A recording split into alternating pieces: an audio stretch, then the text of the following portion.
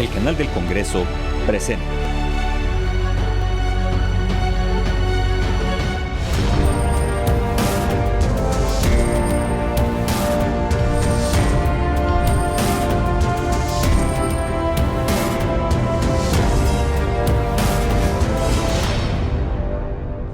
Ante la falta de protocolos frente a la muerte perinatal, actualmente se discuten en el Senado al menos 2 iniciativas enfocadas al abordaje físico, ético, laboral y empático para quienes viven el duelo tras la pérdida de una hija o hijo en el embarazo, parto o después de nacer. Hoy les contamos sobre una de estas iniciativas, Brazos Vacíos.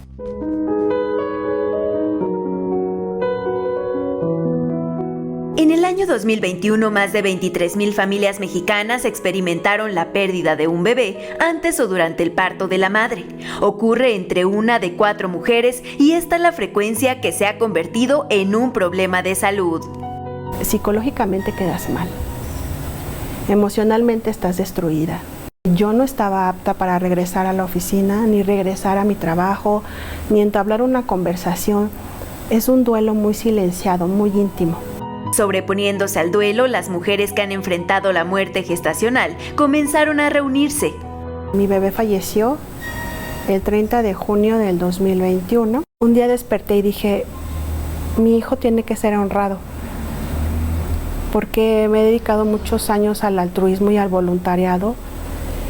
Y dije, César tiene que trascender de una manera que sea digna. En la búsqueda de proteger sus derechos, nace la iniciativa de ley Brazos Vacíos, impulsada por la Unión de Colectivas de Madres Protectoras Caminemos Juntas. Brazos Vacíos nace de la necesidad que tiene la población a que son invisibilizadas las mujeres cuando sus hijos fallecen después de las 20 semanas de gestación hasta su nacimiento y durante los 28 días después del nacimiento de su hija o de su hijo. Esta iniciativa de ley, que es Brazos Vacíos, al final es un nombre muy digno porque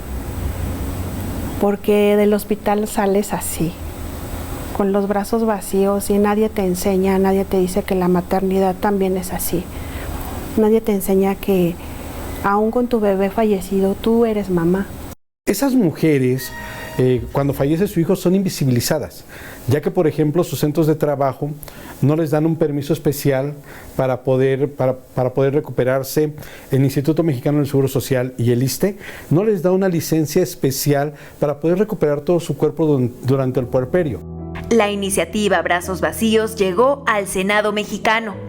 Creemos que es muy importante darles un tratamiento integral y darles el tiempo, porque en el fondo tuvieron un bebé que lamentablemente falleció, pero tienen que tener un tiempo también que tiene que ser reconocido en el derecho laboral.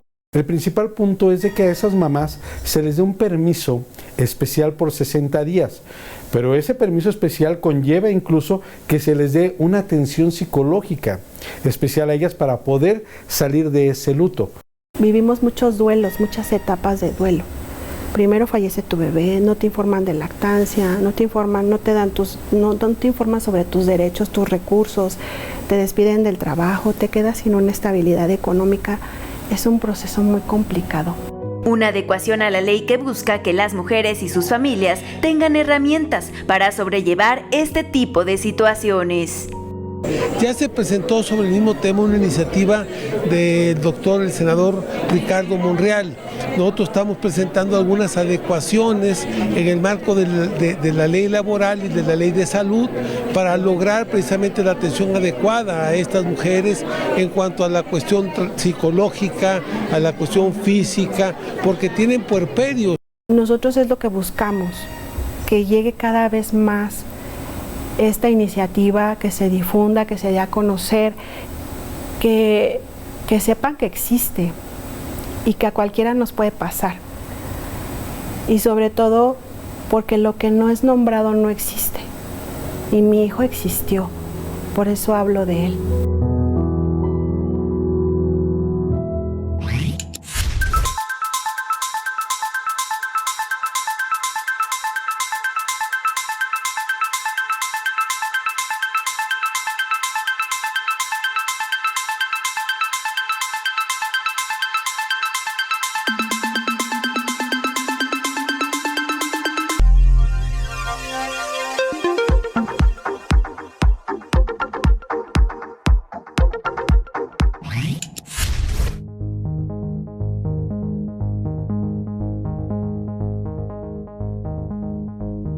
Tras el paso de las etapas más duras de la pandemia, el mundo debate sobre el equilibrio entre la vida laboral, la personal y la salud mental. Al respecto, ha surgido la propuesta de reducir las horas de trabajo semanal, compensando con ello en eficiencia. Son varios los ensayos que se han realizado en el mundo con base en este modelo. En Islandia, pasaron de 40 horas a la semana a 35 o 36 horas con el mismo salario y descubrieron que la productividad de la mayoría de las oficinas se mantuvo igual o incluso mejoró. En consecuencia, el 90% de la población activa ahora tiene horarios reducidos. Suecia aprobó en 2015 una jornada laboral de 6 horas diarias en lugar de 8 sin pérdida de salario, obteniendo resultados mixtos y muchas críticas, por lo cual solo algunas empresas cambiaron a jornadas reducidas. En Nueva Zelanda, con horarios reducidos, los empleados demostraron mejorar en la satisfacción laboral, el trabajo en equipo, equilibrio con su vida personal y lealtad a la empresa. Los empleados también experimentaron menos estrés con una disminución del 45 al 38%. Japón, que se ubica entre los países con menos productividad, implementó en 2021 un plan para reducir el riesgo de muerte por exceso de trabajo, también conocido como karoshi. Los trabajadores pueden optar por trabajar 4 días a la semana en lugar de 5. La medida impulsó la productividad en 40% y resultó un trabajo más eficiente. En Chile, el presidente Gabriel Boric declaró que su gobierno le dio indicaciones al Congreso para que se reduzcan las horas de trabajo de 45 a 40 a la semana. Ante este panorama, durante la 65ª legislatura se ha presentado una serie de iniciativas en materia de reducción del horario de trabajo y al menos 3 de ellas son de la Cámara Alta. Recordemos que la OCDE ha subrayado que los mexicanos trabajan más de 2.100 horas anuales, una cifra por encima del promedio de los países miembros de la organización. En junio de 2014, durante la Conferencia Internacional del Trabajo, se decidió dar un nuevo impulso a la lucha mundial contra el trabajo forzoso, incluidas la trata de personas y las prácticas equivalentes a la esclavitud. Ese día se adoptó un protocolo y una recomendación dirigida esencialmente a suprimir el trabajo forzoso en todas sus formas. Tocó al Senado hacer su tarea y dicho protocolo fue aprobado por unanimidad en la actual 65 legislatura. Según el Índice Global de Esclavitud, en México se estima que el número de personas sometidas a trabajos forzados, incluyendo explotación sexual, alcanza la cifra de 380,000 personas, lo cual coloca al país en el número 1 en el continente americano. Compañeras y compañeros, la gravedad del tema proviene de que estas prácticas son una completa violación a los derechos humanos. Además, atentan contra la dignidad de las personas, perpetúan la marginación, la precariedad y, sin duda, son un obstáculo para la construcción del trabajo digno y decente, que en este Senado de la República nos hemos esforzado tanto por defender. Por definición, el trabajo forzoso es toda labor o servicio exigido a un individuo bajo la amenaza de una pena cualquiera y para el cual dicho individuo no se ofrece voluntariamente. Y en esta legislación sí nos hace una distinción. ¿Qué es la esclavitud? ¿Qué es el trabajo forzoso? ¿Qué es la explotación laboral? Y tiene sus matices muy claros, muy definidos, que nos permite decir, no es lo mismo ser esclavo que tener un trabajo forzoso, que tener una explotación laboral. A nivel mundial, se calcula que son más de 27.6 millones de personas las que se encuentran en situación de trabajo forzoso, según un nuevo informe de la Organización Internacional del Trabajo. La Organización Internacional del Trabajo, la explotación infantil. Y te estoy hablando tanto que trabajen como dentro de la cuestión doméstica, como en la cuestión de agricultura, como en la pornografía, como en la explotación sexual. Son los niños, son los más vulnerables, más que la mujer como tal, como adulta. En este contexto, el Pleno del Senado aprobó el protocolo de 2014, relativo al Convenio sobre el Trabajo Forzoso 1930, adoptado en Ginebra el 11 de junio de 2014. Hago votos para que una vez que estamos aprobando esta ratificación, el Gobierno de la República invierta recursos para fortalecer las labores de inspección tan necesarias que deben existir. Conocer las dinámicas alrededor del delito de trabajo forzoso contribuye a fortalecer la capacidad del sector de seguridad y justicia para identificar, prevenir y proteger efectivamente a las víctimas. Sí existen los instrumentos, sí tenemos una Secretaría del Trabajo y Previsión Social que debe de estar haciendo su función de investigación, de hacer de auditorías y revisar en qué condiciones se encuentran, de un Instituto Mexicano de la Seguridad Social para revisar a los trabajadores en qué condiciones se encuentran, si están apegados o no a la ley, si están siendo explotados.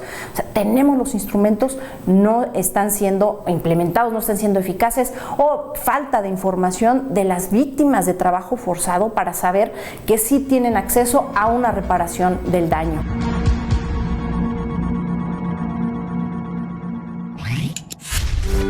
El juicio de amparo es un medio o herramienta que permite a todas las personas dentro del territorio mexicano defenderse, de manera pacífica, de los actos de la autoridad pública que violen sus derechos. Estos actos pueden proceder de policías, agentes del Ministerio Público, regidores e incluso hasta de los actos de los mismos jueces. Sus antecedentes se remontan al siglo XIX, cuando los liberales de la época delinearon algunos rasgos básicos en la defensa de la ampliación de libertades, la separación de la Iglesia y Estado, así como la secularización de la sociedad.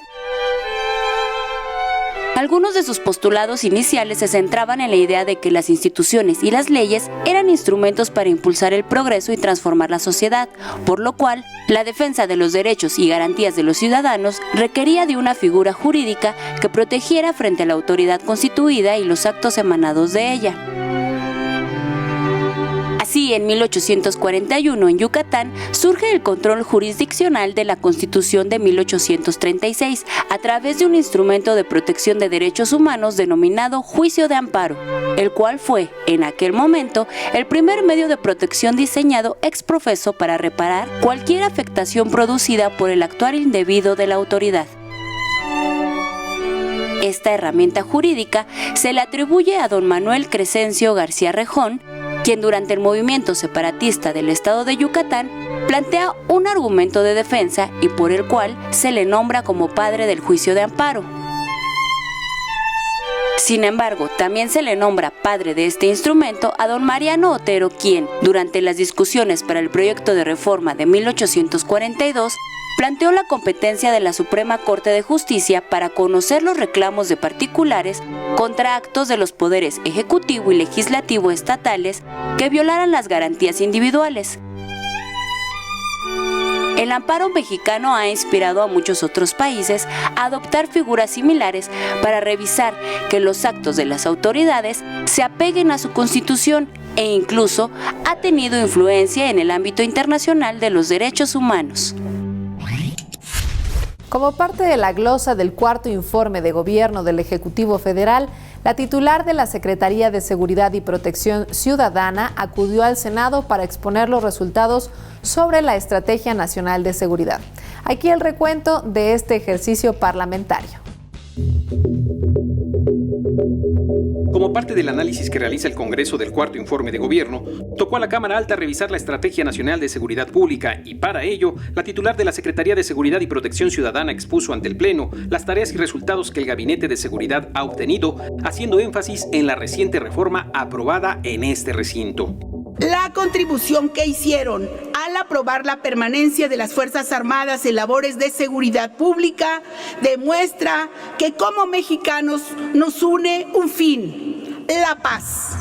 Y justo por ese rumbo se encaminó el resto del debate, una reforma que establece mayor control del legislativo sobre las Fuerzas Armadas. Primera ronda.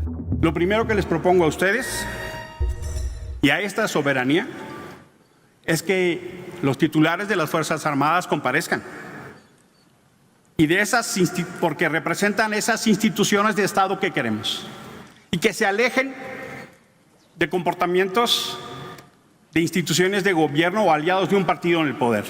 Nada queda de la Estrategia Nacional de Seguridad que aprobamos en este Senado hace 4 años.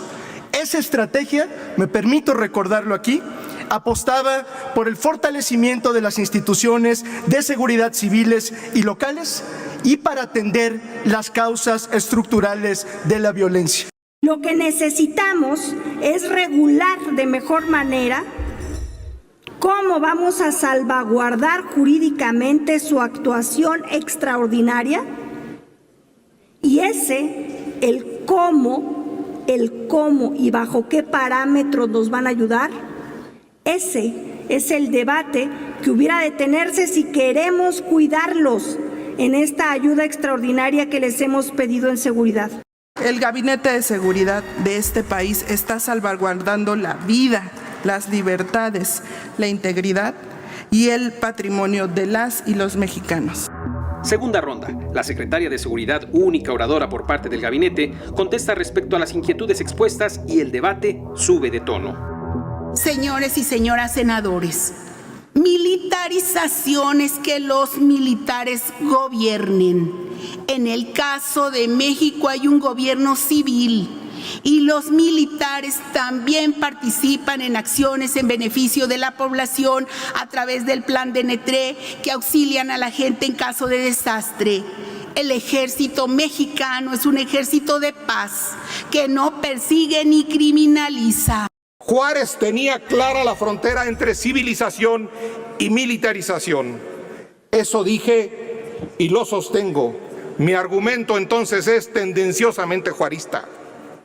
El ejército es constitucionalista, no presidencialista, no tiene dueño. Quiero a mi ejército victorioso, derrotando a los criminales feminicidas y asesinos de periodistas, pero también lo quiero obedeciendo a la ley.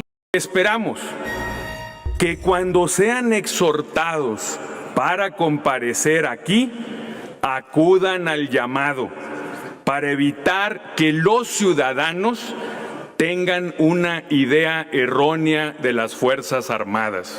No somos enemigos, somos mexicanas y somos mexicanos que queremos un México en paz. Somos mexicanas y mexicanos que queremos vivir sin miedo, que apostamos por México y que decimos de manera pública que aquí están nuestras hijas y aquí están nuestros hijos. Aquí viven nuestras familias y aquí seguiremos viviendo para defender a nuestra patria. Ellos no querían actuar en labores civiles. A ellos los obligaron los gobiernos del pasado corruptos, que no tuvieron capacidad de enfrentar al crimen organizado y acudieron al ejército sin base constitucional. Creo firmemente en que las Fuerzas Armadas están actuando correctamente. De que sin ellos el crimen organizado estaría desbordado.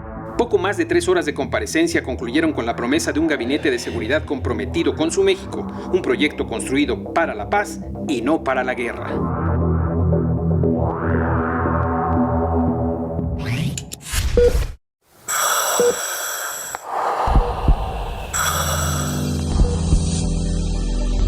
Día con día enfrentaron una incansable lucha contra la COVID-19.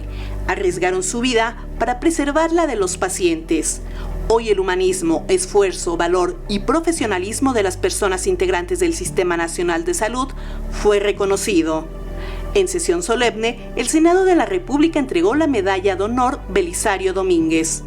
Hoy volvemos a reconocer a los miembros del sector de salud que han trabajado arduamente en la lucha contra la pandemia. En consenso, se decidió donar la presea a la Casa Museo Dr. Belisario Domínguez, ubicada en el municipio de Comitán de Domínguez, Chiapas. Por ese motivo, el encargado de recibirla fue el presidente municipal de Comitán de Domínguez en Chiapas, Mario Antonio Guillén Domínguez.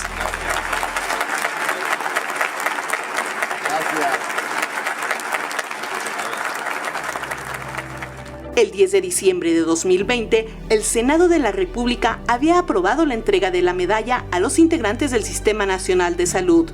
Sin embargo, la entrega ocurre 2 años después, cuando parece que la emergencia sanitaria ha quedado superada. Estamos atestiguando un hecho sin precedentes, porque es la primera vez que se entrega este galardón a un grupo o a un sector de la población. La Medalla de Honor Belisario Domínguez del Senado de la República premia a hombres y mujeres mexicanos que se hayan distinguido por su ciencia o su virtud en grado eminente, como servidores de la patria o de la humanidad.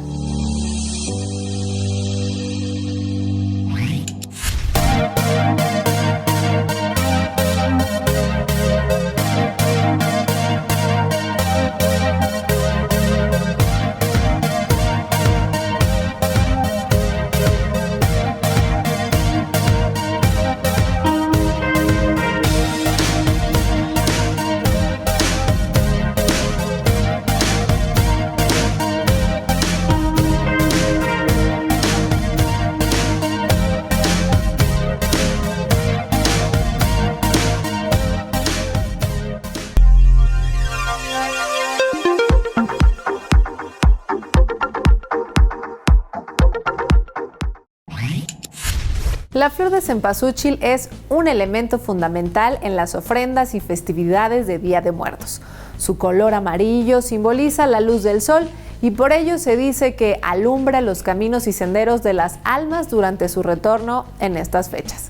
Defender la denominación de origen de esta flor ancestral es también tarea de la Cámara Alta. A finales de octubre e inicios de noviembre, la bella flor de cempasúchil adorna los altares del Día de Muertos. Su nombre significa flor de 20 pétalos y para los aztecas era conocida como la flor de los muertos, pues se creía que por su aroma y color tan característicos, poseía la facultad de atraer a las almas de vuelta a casa.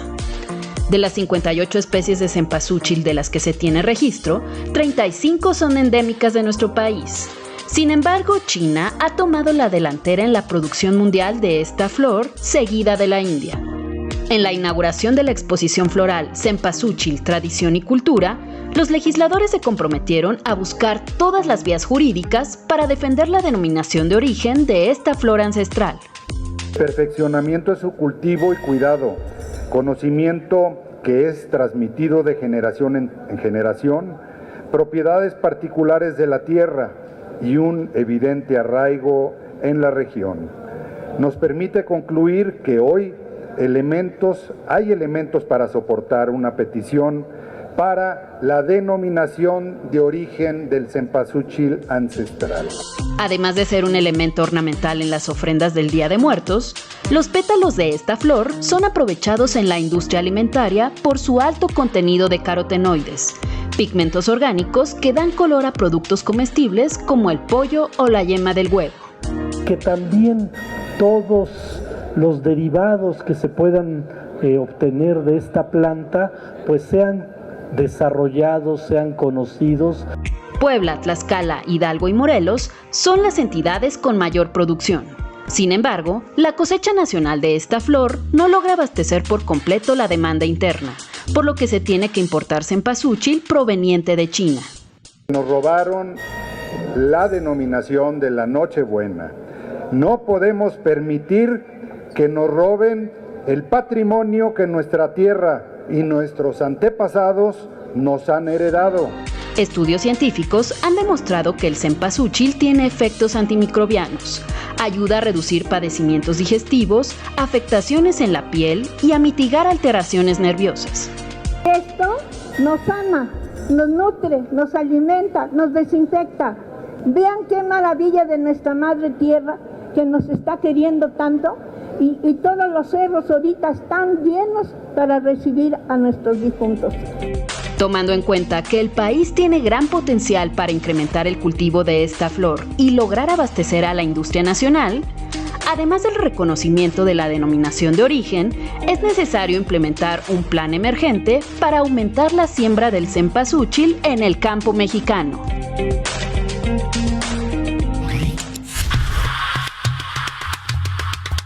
El Día de Muertos es una de las tradiciones más importantes de México. Flores de cempasúchil, veladoras, comida, papel picado, copal e incienso y calaveras de dulce son algunos de los elementos con los que los vivos esperamos el regreso de nuestros difuntos los últimos días de octubre y primeros de noviembre.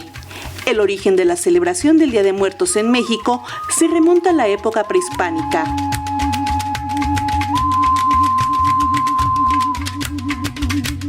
De acuerdo a la Iglesia Católica, los días para honrar a los muertos son el 1 y 2 de noviembre, Día de Todos los Santos y Fieles Difuntos respectivamente.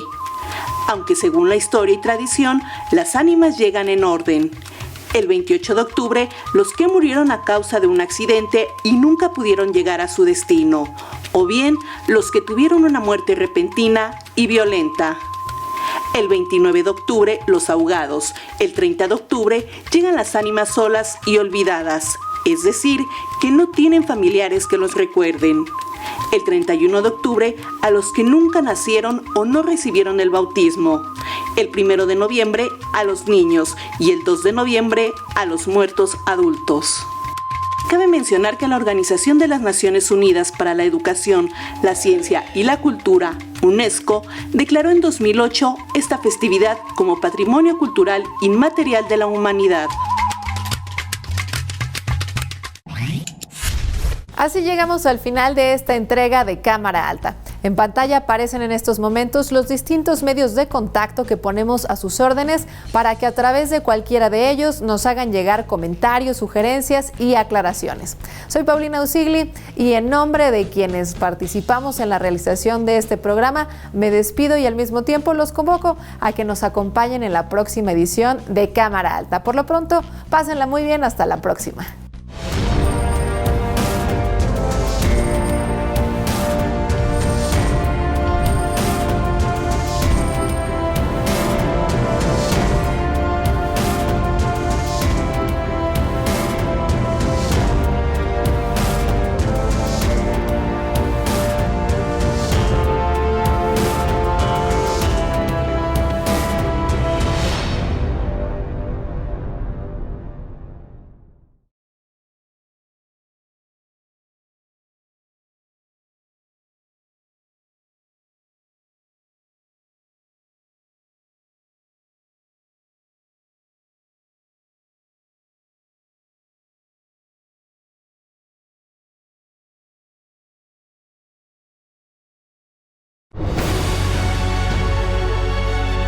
El canal del Congreso presentó